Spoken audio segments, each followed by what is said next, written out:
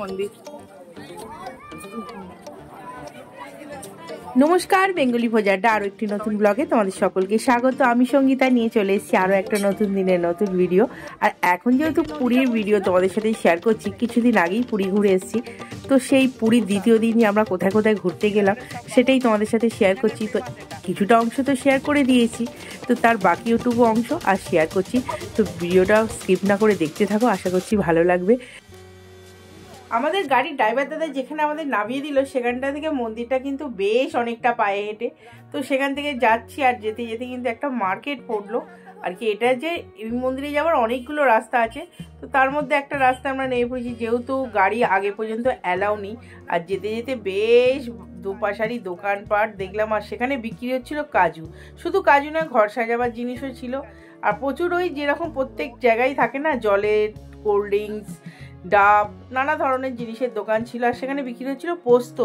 তোমাদের দাদাভাইকে জিজ্ঞাসা করলাম কাজুগুলো লাল লাল কেন।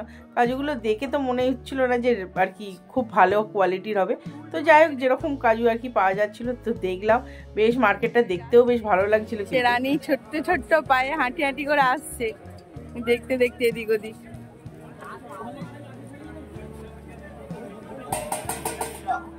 ও খুঁজছে কি বলতো, সমুদ্রটা কোথায় মানো। আর মন্দিরের কাছাকাছি পৌঁছাতে দেখলাম ও বাবা, আরও তো যেতে হবে অনেকটাই দূর। আর এই রোদের মধ্যে গরমও লাগছিল, আর ওখানে কিন্তু বেশ ভিড় ছিল। আর তার মধ্যে কিন্তু ভিড়ের মধ্যে তোমাদের দাদাভাই আর পাপু গিয়েছিল টিকিট কাউন্টার, কারণ টিকিট কাউন্টারে গিয়ে টিকিট কাটতে হবে। তো সেখানে গিয়েও বিশাল লাইন, যার কারণে পাপ্পু কিন্তু অনলাইন টিকিট করে দেয়। আর অনলাইন টিকিট করে নিতে আমাদের অনেকটা সুবিধা হয়েছিল, কারণ যারা টিকিট কেটেছে তাদের এই লম্বা লাইনে দাঁড়াতে হয়েছে টিকিট কাটার পরেও। আর আমরা যেহেতু অনলাইন করে নিয়েছিলাম, খুব সুবিধা হয়েছে, তাড়াতাড়ি ভেতরে এন্ট্রি করে নিতে পেরেছি। আর ভেতরে ঢুকে তো বেশ ভালো লাগছিল আর কি। ঢোকার এতেই একটা মনে হচ্ছিল যে না, কোনো একটা অ্যাডভেঞ্চার জায়গা হয়তো বেশ ভালো। একটা ভয় ঠিক বলবো না, ভেতরে মনে হচ্ছিল যে এই সেই অলৌকিক মন্দিরে ঢুকছি আমরা।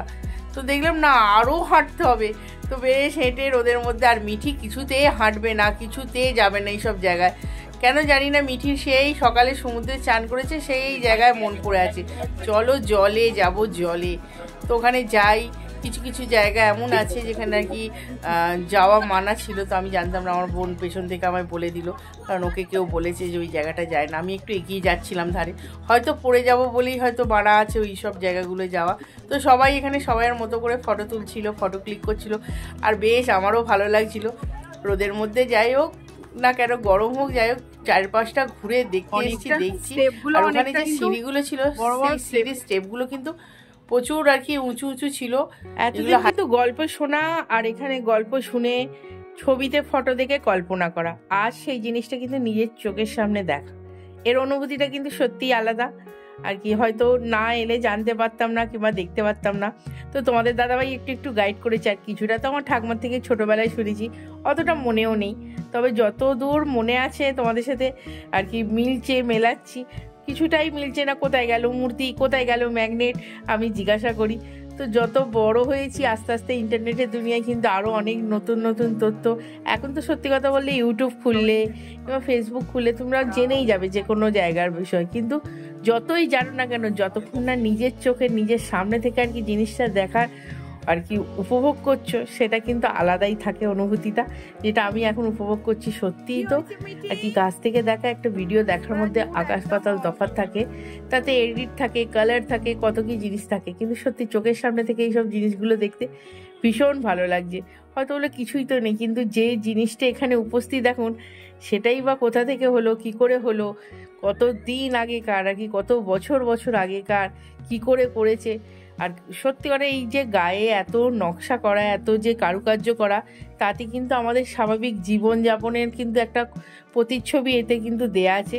যে আগেকার দিনে কিভাবে চুল বাঁধতো, কিভাবে সিঁদুর পরতো, কিভাবে রান্না করতো, কি সব কিছু দেখো আমরা যত দেখছি, দেখতে দেখতে আর কি সত্যি তো একটা ছোটোবেলাকার একটা ছিল দেখাচ্ছে বয়স, তারপর মধ্য বয়সের দেখাচ্ছে, বৃদ্ধকালের দেখাচ্ছে, সব কিছু এতে চালচিত্র যে জিনিসটা হচ্ছে না, সেই জিনিসটাকে পুরো তুলে ধরেছে। জীবন কাহিনী এখানে তোলা আছে, পুরো খোদাই করা যাকে বলে। তবে এগুলো অনেকটাই নষ্ট হয়ে গেছে। তো চলো তোমরা অবশ্যই একবার হলেও আসো। আমি তো অত ডেফিনিশন তোমাদের দিতে যাবো না, কারণ আমি যেটা শুনেছি আমি সেটাই তোমাদের সাথে বললাম, যে সত্যি ছোটবেলায় শোনা জিনিসটা গল্পের মাধ্যমে, তারপরে বড়বেলা ভিডিওর মাধ্যমে দেখা, আর সেই জিনিসটাই নিজের চোখে দেখা। তো চলো, খুব ভালো লাগছে। আর প্রচন্ড কিন্তু গরম লাগছে, আর এই গরমের মধ্যে না আর কি একটা ঘুরতেও ভালো লাগছে। আর ঘুরতে আসা মানেই যে একটু গরম তো হবেই, আর এখানে লোকের সংখ্যাও প্রচুর। আর আমরাও যেরকম টিকিট কেটে, সবাই টিকিট কেটে একটা এন্ট্রি ফিস দিয়ে তারপরেই ভেতরে আসতে হয়েছে। তবে মাকে আনিনি, খুব ভালো করেছি, কারণ এখানে যা বড় বড় সিঁড়ির যে স্টেপগুলো ছিল এতটাই হাইট ছিল, মা আর কি অনেকেই দেখতে পাচ্ছি যারা অসুস্থ কিংবা বৃদ্ধ আছে তারা কিন্তু এগুলো অ্যাভয়েড করছে, তারা ওই নিচে নিচে সাইড দিয়েই ঘুরে দিচ্ছে, ওপরে আর উঠছে না। তো চলো দেখতে থাকো। কাজ চলছে,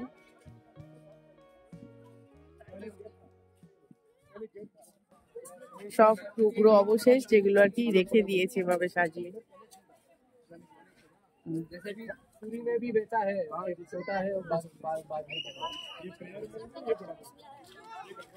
আর এই যে রথের চাকার গুলো, এগুলো কিন্তু সবাই ফটো তুলছে।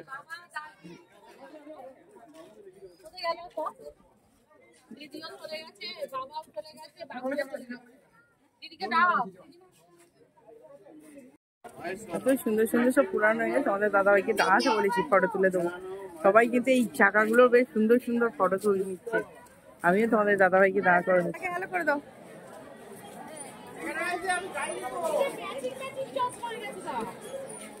দাদাকে হ্যালো করে দাও, হ্যালো করে দাও। ও এখন সমুদ্রে যাবে, এখানে থাকবে না, ভালো লাগছে না এগুলো। দাদাকে পেয়েছে। টুকরো অবশেষ কিন্তু এভাবে রাখা আছে, টুকরো টুকরো অবশেষ।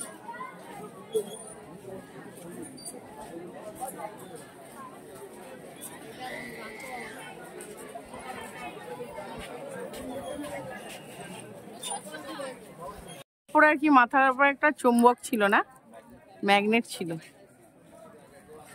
যেটাকে জাহাজ করতো, টেনে নিত। কত বড় ম্যাগনেট ছিল। কি হলো তাহলে সেটা? হ্যাঁ, ইংরেজরা ভেঙে দিয়েছে। আমাদের গাইডের দরকার নেই, তোমাদের দাদা ভাই কিন্তু গাইড, দাদা ভাই সবকিছু বলে দিচ্ছে। ওরা কোথায় গেল দেখি, ওদিক দিয়ে বেরোবে, এইদিকে আসছিল তো। এই যে টুপিটাও তো পরলে না, সবাই মিলেই ডাব খাবো। মিষ্টি জলটা আমার সকাল থেকে 3 নম্বর এটা ডাব খাওয়া। এমনিতে সত্যি কথা জল খাওয়া হচ্ছে না সেইভাবে। হ্যাঁ, গাড়ি এসে গেছে, সেইভাবে কিন্তু জল খাওয়া হচ্ছে না, কিন্তু ডাব প্রচুর খাওয়া হচ্ছে। ক্যাপ পরলে কি হবে, চুলগুলো এমন হয়ে যায়। কোনারক মন্দির দর্শন করার পর রওনা দিয়ে দিয়েছিলাম ধওলগিরির দিকে। তো ধওলগিরি যেহেতু বেশি দূর ছিল না, ওই 7 থেকে 8 কিলোমিটার দূরে ছিল। তো আমাদের ড্রাইভার দাদা খুব তাড়াতাড়ি ওখানে পৌঁছে দেয়, আর একদম মেন গেটেই নামায়। তো সেখানে নামিয়ে দেওয়াতে আমরা তো ভাবলাম যে এখান থেকে অনেকটা হেঁটে ভেতরে যেতে হবে। তো ওখানে জানতে পারলাম যে ওখানে নাকি প্রায় 200-র মতো সিঁড়ি আমাদের চড়তে হবে। তো সেখানে চিন্তা করলাম, আর ওখানেই দেখলাম যে এক অটোওয়ালা দাদা বললো যে আমি পেছন দিক দিয়ে নিয়ে যাব। সেখানে কিন্তু আরও 2-একটা জিনিসও তোমরা অন্য কিছু দেখতে পাবে, যেরকম অশোক স্তম্ভ দেখাবে কিংবা শিব মন্দির। সেখানে কিন্তু তোমাদের 20-25টা স্টেপই সিঁড়ি ভাঙতে হবে, এত দূরত্ব পার করতে হবে না। তো সেই কথা মতো সেই দাদার সাথে রওনাও দিয়ে দিলাম আমরা অটোতে করে। বেশ ভালো লাগছিলো, আর সত্যি করে দাদাভাইটা খুবই ভালো ছিল, খুব ভালো বুঝিয়ে গাইড করে আমাদের দেখিয়ে ঘোরালো, আর খুব কম পয়সার মধ্যেই কিন্তু ঘুরিয়ে দিয়েছে। তোমরাও চাইলে কিন্তু যখন যাবে এরকম একটু শর্টকাট মারার জন্য, আমরা কিন্তু শর্টকাট মেরেছিলাম, হাতে সময় কম, তারপরে কে অতই হাঁটবে, এমনিতেই মিঠির মুড অফ হয়েছিল, তাই আমরা একটু শর্টকাট মেরে কিন্তু ঘুরেছি দারুণ। প্রথমে শিব মন্দির, কালিং যে আর কি সম্রাট অশোকের যে যুদ্ধ হয়েছিল, যে রক্ত নদী বয়ে গেছে, সেই কিন্তু দাদাভাই কিন্তু গাইড করে করে আমাদের দেখিয়েছিল, যেটা আমরা জানতাম না। আর তারপরে তো এখান থেকে গেছিলাম বৌদ্ধ মন্দির, একদমই পাশাপাশি দুটো। তো শিবজির ভালো দর্শন হয়েছে ওখানে। তারপরে হয়েছে বৌদ্ধদেবের মন্দিরটা ঘোরা, যেটা আমাদের একদমই সিঁড়ি ভাঙতে হয়নি বললেই চলে, খুবই কম, যেরকম দাদাভাই ওই অটোওয়ালা দাদাভাই বলেছে ঠিক সেরকমই। এই যে কিন্তু अनेकटा ऊपरे जो लड़ाई के समय नदी खून का नदी बन गया। हाँ जो पानी है जो बालू वाला दिखा रहे हैं वो नदी का नाम है दया नदी। वो जो लड़ाई के समय वो नदी खून का नदी बन गया था और ऐसे ही खून की नदी देखते हैं अनेकटा ऊपरे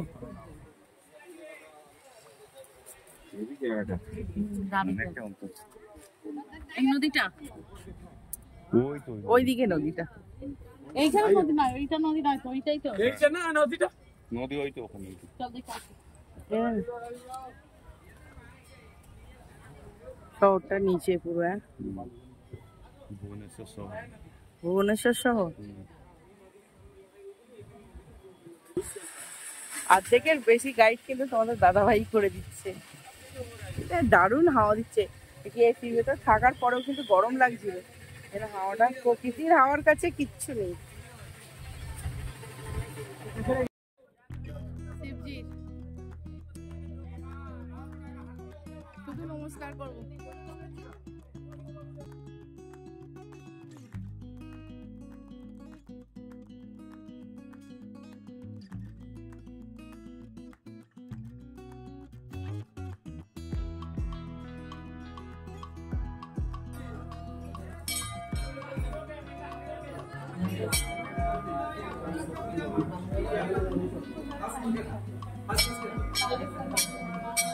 উঁচু উঁচু অনেকটাই উঁচু এটা নিচে দিয়ে পাহাড়ের গাড়ি এসে আমরা উপরে যে এটা শিব মন্দির ঘুরলাম আর তারপরেই হচ্ছে বৌদ্ধ মন্দির ওই দিকটা আছে চলো বৌদ্ধ মন্দিরটা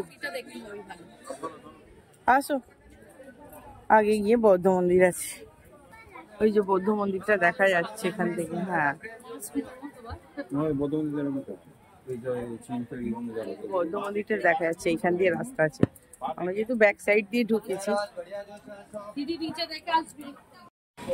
এই হচ্ছে ধবলগিরি বৌদ্ধ মন্দির আমরা কিন্তু সামনে দিয়ে আসিনি কারণ সামনে দিয়ে এলে 200-র বেশি সিঁড়ি পার হতে হতো এটা ব্যাক সাইড দিয়ে এলাম আমাদের যে ছোট গাইডওয়ালা দাদা আছে সে কিন্তু নিয়ে এলো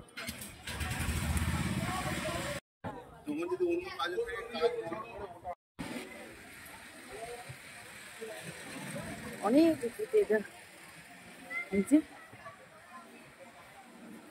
কতটা উঁচু দেখলে হয়ে যাচ্ছে এদিক থেকে তো এগুলো ক্ষেত জায়গায় ওদিকটা সব এটা হচ্ছে ফ্রন্ট সাইড এইটা দিয়ে এলে আমাদের প্রায় 200 থেকে 250 সিঁড়ি আর কি এখন উঠতে হতো তবেই আসতে পারতাম একদম নিচে থেকে কিন্তু আমরা ব্যাক সাইড দিয়ে উঠেছি যার কারণে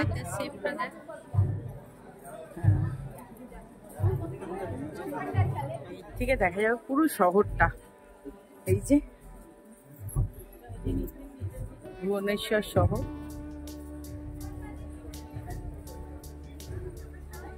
এই যে নদীটা বলছিল নদীটা এখান থেকে দেখা যাচ্ছে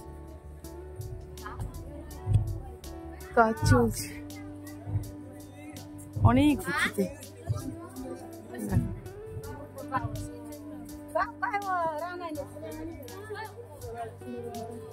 হাওয়া কত হাওয়া পুরো ভুবনেশ্বর শহর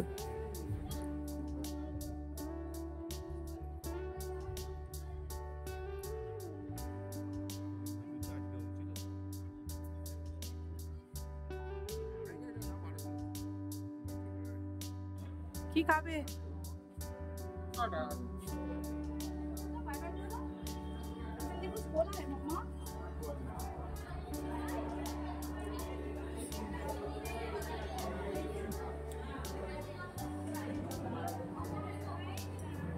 থেকে বেরিয়ে তারপর দুপুর হয়ে গেছিলো প্রায় বেজে গেছিলো 2:30 আর তখন মোটামুটি লাঞ্চ টাইম হয়েই গেছে আর সবার সত্যি কথা বলতে ঘুরে ঘুরে খিদেও পেয়ে গেছিলো তাই একটা ভেজ হোটেলে ঢুকে আর কি আমরা খাওয়া দাওয়া করে নিই তো আমাদের রাইসটা আসতে একটু লেট হচ্ছিলো বাকি সব সবজিপত্রগুলো দিয়েই কড়াই পনির অ্যান্ড মিক্স ভেজ চামচ নেই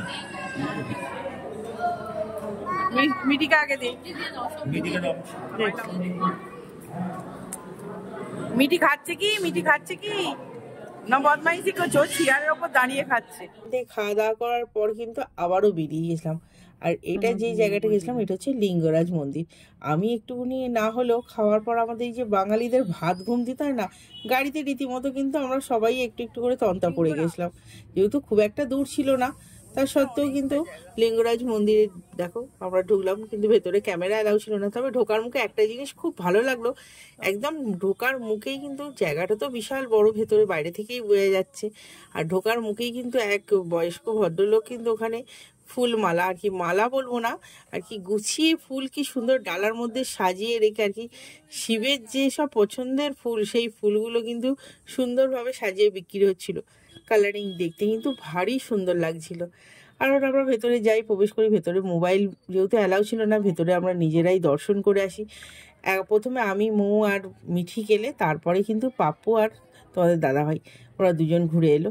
তো বেশ ঘুরে আসার সময় আমরা কিন্তু আসার সময় ভেতর থেকে প্রসাদ পেয়েছিলাম, যেখানে হয়তো আমাদের এই প্রসাদটা কিনতে হয়েছে, তো ওখানে কিনে প্রসাদ পাওয়া যাচ্ছিলো। তো প্রসাদটা হাতে রেখে মিঠি কিন্তু বেজায় খুশি হয়ে গেছিলো, আর মিঠির মেজাজটাও বেশ ভালো হয়ে গেল এখানে এসে।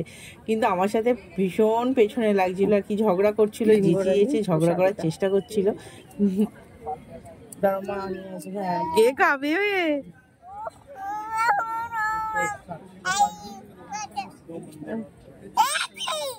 মানে আমি কিরম করে বলি। আমরা ওখান থেকে লিঙ্গরাজের দর্শন করার পর আরও একটা মন্দিরে গেছিলাম, যেটা পাহাড়ের অনেকটাই ওপরে ছিল। তো সেখানে রীতিমতো মিঠিও টায়ার্ড হয়ে পড়েছে, আমরাও টায়ার্ড হয়ে পড়েছি। তো আর ভালো লাগছিল না ঘুরতে, পায়েও ব্যথা করছিল। তো বললাম যে না আর যাবো না। তো সেখান থেকে বেরিয়ে আসি আর রওনা দিয়ে দিই আমাদের পুরীর উদ্দেশ্যে, আর কি হোটেলে ফিরছি। তো দেখো ফিরতে ফিরতে প্রায় সন্ধে হয়ে গেছে, অন্ধকারও হয়ে গেছে। যাওয়ার সময় তো চারপাশটা দেখতে দেখতে কি ভালো লাগছিল দিনের আলো, তবে রাতের অন্ধকারে যখন গাড়ি আসছিল মোটেই ভালো লাগছিল না। তার মধ্যে কিন্তু আমরা সবাই একটু একটু করে তন্তা পড়ে গেছি। তোমাদের দাদাভাই ঘুমোয়নি, বাকি আমরা সবাই কিন্তু একটু একটু করে ঘুমিয়ে পড়েছি, যেহেতু আসতে বেশ অনেকটা সময় লেগেছে। আর আমরা রীতিমতো সন্ধেবেলা, আর কি সন্ধ্যে 7টা 7:30টার মধ্যে কিন্তু হোটেলেও পৌঁছে যাই, আবারও রেডি হয়ে বেরোবো বলে। আবারও কিন্তু রেডি হয়ে গেছি, বিছানার দিকটা ইগনোর করো, কারণ পেটটা এতই নোংরা হয়ে আছে। এলাম জাস্ট 15 মিনিট হলো, আর তারপর আবারও রেডি হয়ে বেরোচ্ছি। হ্যাঁ দেখেছো কেমন তাড়া মারছে, বাইরে কি গরম গো। একটু ফ্রেশ হয়ে আবারও মার্কেটের দিকে বেরোচ্ছি।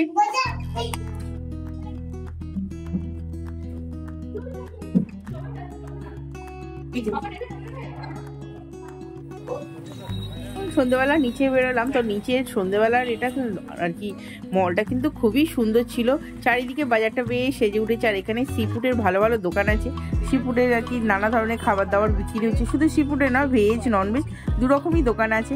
বেশ মার্কেটটা দেখতে দেখতে ঘুরতে ঘুরতে আসা হলো। আর এদিকটা দেখতে হচ্ছ বড় বড় হোটেলগুলো সি বিচের ধারে একদম ঝলমল করছে, সুন্দর সাজানো গুছানো, দেখতে খুব ভালো লাগছিল। কত যাত্রীরা আর কি শ্রদ্ধালু আসছে, রোজে যাচ্ছে আসছে আর কি। পরক্ষণে পুরীর মধ্যে এমন একটা জায়গা, যেটা একটা ধাম, বড় ধাম, যেখানে সব সময়ের জন্য মানুষজন আসছে, ভক্তজন আসছে জগন্নাথ দেবের দর্শন করতে। তো সেই সব লেগেই আছে। আর আমরাও দেখো বেশ ঘুরলাম। ফুচকা খাবে মা? ফুচকা খাবে,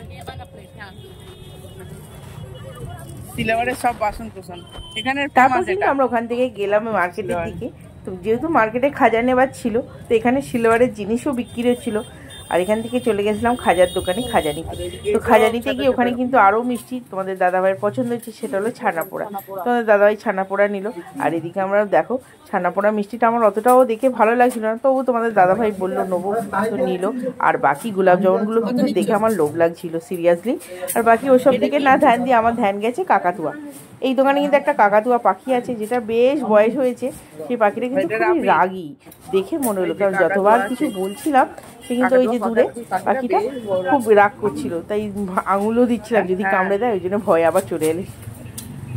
যাই হোক, পাখিটা কিন্তু যতবার জিজ্ঞাসা করছি কি রে কথা বলতে পারিস, কিছু তো ডাকে নে, ওটা আমার দিকে কিন্তু রাগে রাগে দিচ্ছি। তো এখান থেকে খাজা নিয়ে নেওয়া হলো। তারপর এক জেঠুর দোকান থেকে এখানে চপ নেওয়া হলো। কেনাকাটি বাকি ছিল সব গিফট আইটেম, সেগুলো কিন্তু নিয়ে নেওয়া হলো এক এক করে। তারপর ওখানে কেনাকাটি করার পর কিন্তু আমরা রওনা দিয়েছিলাম ব্রিজের ধারে, যে চলো সি বিচের ধারে একটু বসা হবে, কারণ চলে যাবার আগে সারাদিনের যে ক্লান্তিটা, সারাদিন ঘুরে, তো সেই সি বিচের হাওয়া খেয়ে কাটানো হবে, একটু ক্লান্তি দূরও হবে। আর কোথাও না কোথাও সেটা ভালোও লাগবে। আর সেইটা বলে দেখি যে দুপাশারই ভিড় হয়ে দাঁড়িয়ে আছে আর কোনো কিছু প্রসেশন বেরিয়েছে, সেটা কি বুঝতেও পারছি না। তারপর দেখলাম বাজনা যাচ্ছে, লাইট যাচ্ছে, সং যাচ্ছে। তো আমরাও দাঁড়িয়ে দাঁড়িয়ে দেখলাম আর ভাবতে থাকলাম এটা কি কোনো ঠাকুর বিসর্জন না বিয়ে বাড়ির ব্যাপার আছে। তারপর খানিকক্ষণ পর বোঝা গেল যে না, এটা একটা কালী ঠাকুরের বিসর্জনের যেটা এসেছিলো, যেটা এখানকার আর কি অনেক সবথেকে বড় পুজো ছিল, সিলভার জুগলি ছিল, যার জন্য ঠাকুরটা এতদিন রেখে দিয়ে তারপরেই বিসর্জন করতে যাচ্ছিলো, যখন দেখতেও ভালো লাগছিল।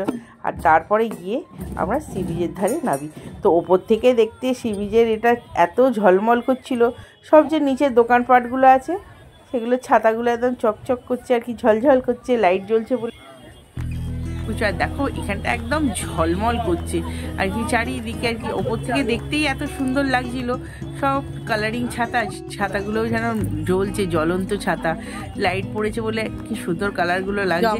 সত্যি মার্কেটটা বেশ ভালো লাগছিল, সব রকম জিনিস পাওয়া যাচ্ছিল, সাজার জিনিস, ঘর সাজাবার জিনিস, শাঁখা থেকে সব কিছু, জামা কাপড়, বাসন কুসন।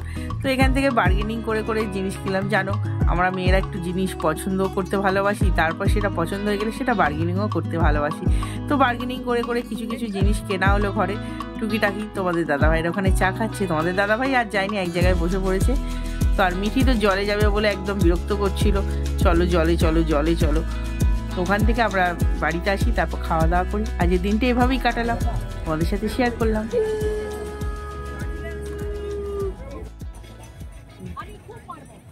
শাঁখ, কত রকম শাঁখ। হ্যাঁ হ্যাঁ, শাঁখের এর উপরে মেরেছে না শাঁখই দেখলো না, সেই প্লাস্টার মারা। আর এই প্যাকেটগুলো কত গো? এই অ্যাকোরিয়ামে রাখবো তো। সমুদ্রের ধারে বসে ওরা চা খাচ্ছে, আমি বিস্কুট খাচ্ছি। মানে বিস্কুট, ক্যান্ডি চলে গেছে, আবার আসুক কিনে দেবো। হ্যাঁ ঠিক আছে, তুমি বসো, আমরা জলে যাব পরে। সমুদ্রে বসে খাবে না? না আমি খাই না। এই যে তোমাদের চায়ের নেশা, তোমরা খাও চা মাটির ভারে, আর আমি এই সামনে সমুদ্রের ঢেউ দেখতে দেখতে খাচ্ছি জিভে গজা। এগুলো আর কি গুঁড়ো নিয়েছি জিভে গজা। আর আজকের এই দিনটা, সারাদিনটা এভাবেই কাটালাম। কোথায় কোথায় গেলাম, কি করলাম, কি কি দেখলাম না দেখলাম, সবটুকু তোমাদের সাথে শেয়ার করলাম। তো ভিডিওটা যদি ভালো লেগে থাকে অবশ্যই একটা লাইক কমেন্ট শেয়ার করে দিও। আর যারা নতুন দেখছো আবারও বলছি চ্যানেলটা সাবস্ক্রাইব করে নিও। তো চলো সাবস্ক্রাইব করে প্লিজ পাশে থেকো, আমার অনেক ভালোবাসা দিও। তো আজকের মতো ভিডিওটা এখানেই শেষ করলাম, টাটা।